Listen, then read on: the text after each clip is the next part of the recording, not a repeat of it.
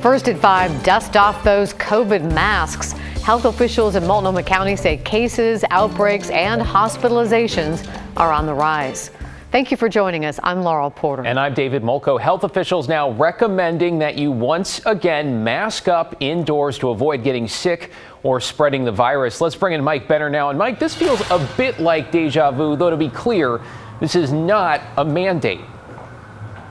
Not a mandate, and tell you what, David, if there was any point that Multnomah County's health officer wanted to get across during our chat today, it was that. This is a recommendation, a suggestion, and really it's aimed at people who are at higher risk of severe illness and people who may be wanting to avoid COVID because let's say they have a big event coming up in the very near future. This is a mini surge, if you will. Dr. Jennifer Vines, back in front of the camera for the first time in weeks. The Multnomah County health officer is urging people to mask up indoors. It's most important for people who are at high risk of severe disease, but we're offering it up to everyone as a way to lower their individual risk of becoming ill. The recommendation to mask indoors comes as COVID cases, outbreaks, and hospitalizations are on the rise in Multnomah County. But why exactly? Dr. Vines points to a few factors. She says people are spending more time indoors because of the cold, wet spring. That makes it easier for them to catch the highly contagious Omicron subvariant that's currently moving through our community. We're also seeing it now several months after our big Omicron peak. So we know that for people who had a natural infection, that immunity we think wears off after about 3 months. All of that said, Dr. Vines wants people to know the recommendation to mask up is just that, a recommendation. It's voluntary, and I don't see it as a stepping stone to anything more restrictive in these next several weeks. Even so, the mere mention of masks has people talking on social media. One person writing, "We haven't taken off our masks." Another saying, "Most definitely masking."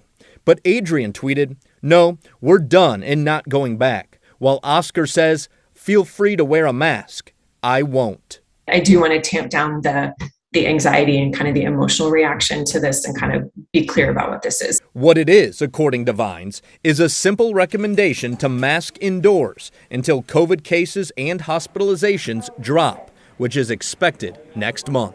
Giving people the tools they can use to lower their individual risk of illness between now and then.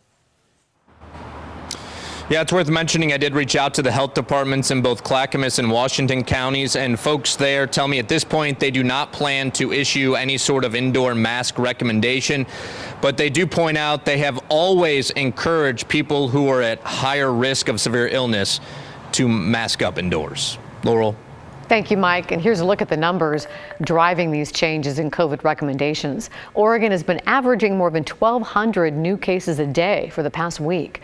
That number was just 229 a day in late March. In Multnomah County alone, the 7-day case average is at 339 a day right now. As for hospitalizations, statewide, Oregon has 226 COVID patients. A month ago, on April 7th, there were 84 people hospitalized. Well, from public buildings in Oregon to the White House, flags were lowered to half-staff today to mourn a grim toll, the 1 million Americans who have now died from COVID. The flags will remain lowered until sunset on Monday. That toll includes 7,500 Oregonians. Governor Kate Brown made the order this morning following President Biden's proclamation to honor the lives lost. Portland police have arrested a man they say is behind several incidents in the city last night. Officers say he shot at a passing car in the area of Southeast 88th and Flavel in the Lentz neighborhood.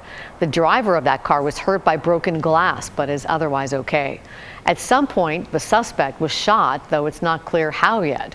He was taken to the hospital and is in police custody. Officers say they received calls earlier in the day from people who said the man was armed and threatening to kill himself and police.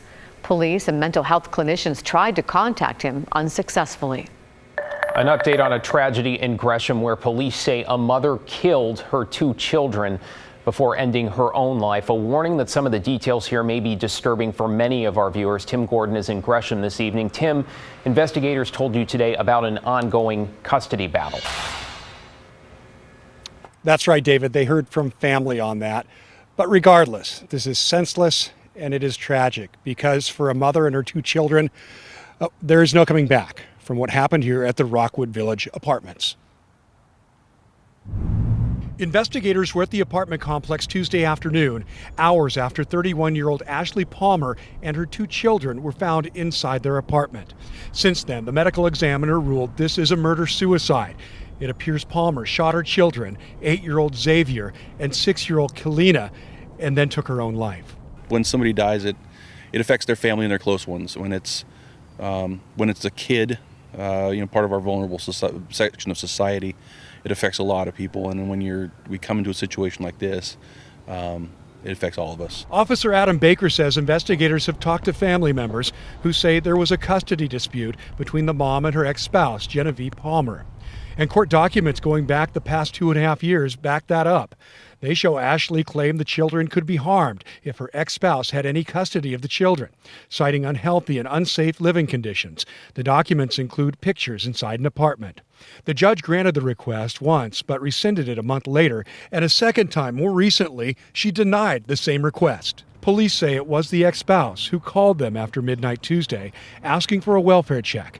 But police say the call did not seem urgent, and they were given the wrong address initially. It gets our officers frustrated too, because a lot of us have kids, and we want to get in and make sure people are safe. Baker says it took 2 more calls and attempts to gain entry here at the apartment complex before police made the awful discovery about 7:45 a.m. Police believe this tragedy happened before they ever got a call. Ultimately, what we found when we were talking to neighbors was that one of the other people in the building heard what we believe are probably the 3 fatal gunshots about 90 minutes before the first call from family came in. Today it remains a difficult time at this new affordable housing complex. Its management writing, "Our hearts go out to the loved ones of this family. We are heartbroken, and this tragic event will be felt across the community." And Gresham police continue to investigate the exact timing and chain of events of what happened here. David? And Tim, we appreciate your thoughtful coverage under these terrible circumstances. Thank you. A reminder, if you or anyone you know is struggling with mental health or thinking of suicide, there is always help available. Lines for Life offers free confidential support 24 hours a day, 7 days a week. That number is there, 800-273-8255. You can also call the Multnomah County Mental Health Call Center. The death of 13-year-old Milana Lee has now been ruled a homicide, according to police. The teen was found dead in a park off Barrows Road in Beaverton earlier this week. She had last been seen at her apartment in the Murray Hill area Sunday afternoon. Bryant Clerkley has been speaking with people who live in the area. And Bryant, what have they been telling you? Hey, Laurel. So you can see this memorial that is set up behind me. It's been growing since yesterday, and more people are coming to show their respects. And people that I talked with in this area say they're still a bit shaken up about this tragic situation. They say it's hard to feel safe knowing a teenage girl was murdered so close to where they live. It's really unusual, really unusual. I think people are probably, pretty shaken by that. Maybe a lot of second thoughts, about whether you let your kids, walk out on the trails by themselves. Flower after flower has been placed at this memorial site off Barrows Road in Beaverton. It continues to grow as people pay respect to a young life lost too soon. Beaverton police have now ruled Milana Lee's death a homicide. Her body was found in a small stream inside this park Tuesday afternoon. She had last been seen at her apartment in the Murray Hill area on Sunday. I kicked myself a little bit because, like I said, I walk the trail every day. I would have walked past her 11:30 in the morning, on the day her body was found. And, again, you kick yourself. If you'd looked to the side, you might have seen something. Police say an autopsy of Lee's body was done Wednesday afternoon. That's how they came to the conclusion her death was a homicide. Beaverton police have not released any more details.